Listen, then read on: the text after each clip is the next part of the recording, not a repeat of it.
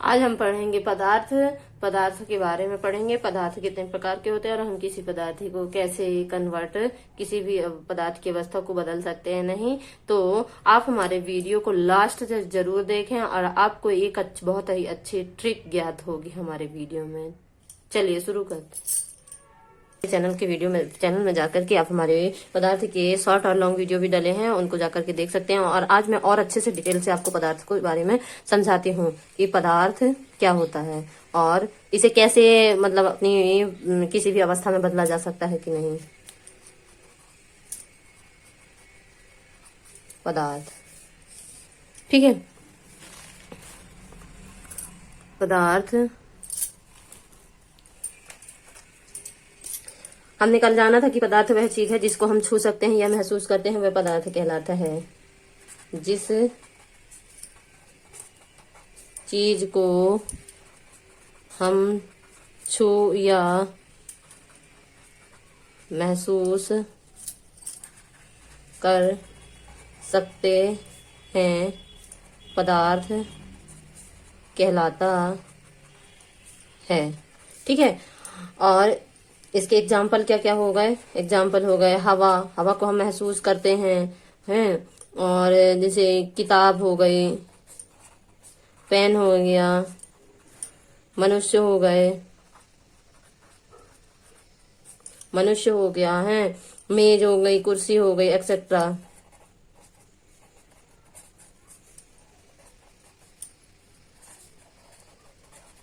ठीक है, मतलब जिन चीजों को हम छू या महसूस कर सकते हैं वह पदार्थ कहलाता है। और ये कितने प्रकार के होते हैं तो हमने कल पढ़ा था कि पहला होता है ठोस,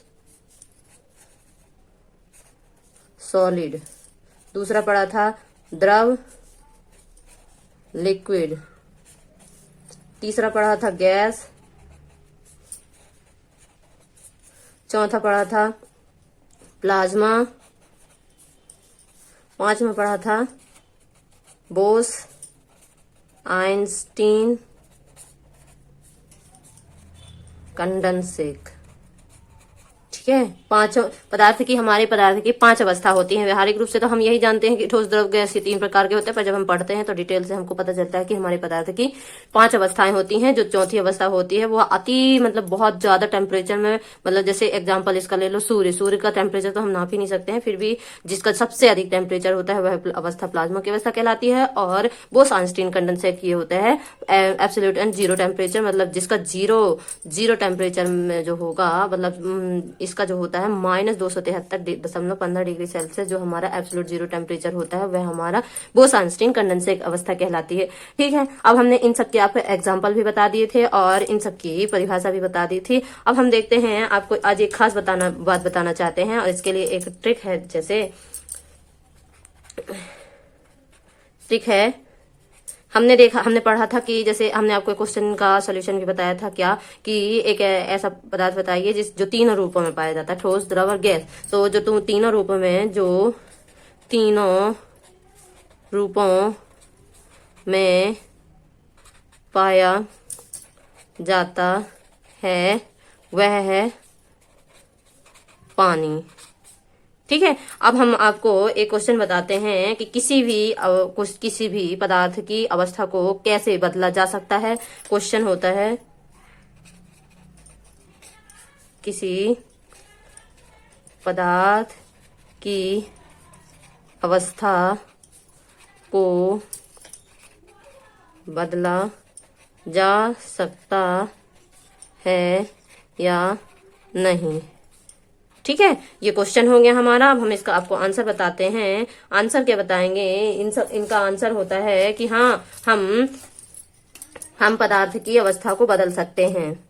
उत्तर में होगा हाँ, पदार्थ की अवस्था को बदला जा सकता है। ठीक है, अब हम ये देखते हैं कि किसी पदार्थ की अवस्था को कैसे बदला जा सकता है। एग्जाम्पल लेते हैं हम पानी का, वाटर। ठीक है, एग्जाम्पल हम लेते हैं पानी को, वाटर H2O लेते हैं, H2O वाटर। ठीक है, वाटर को जब गर्म करेंगे, गर्म,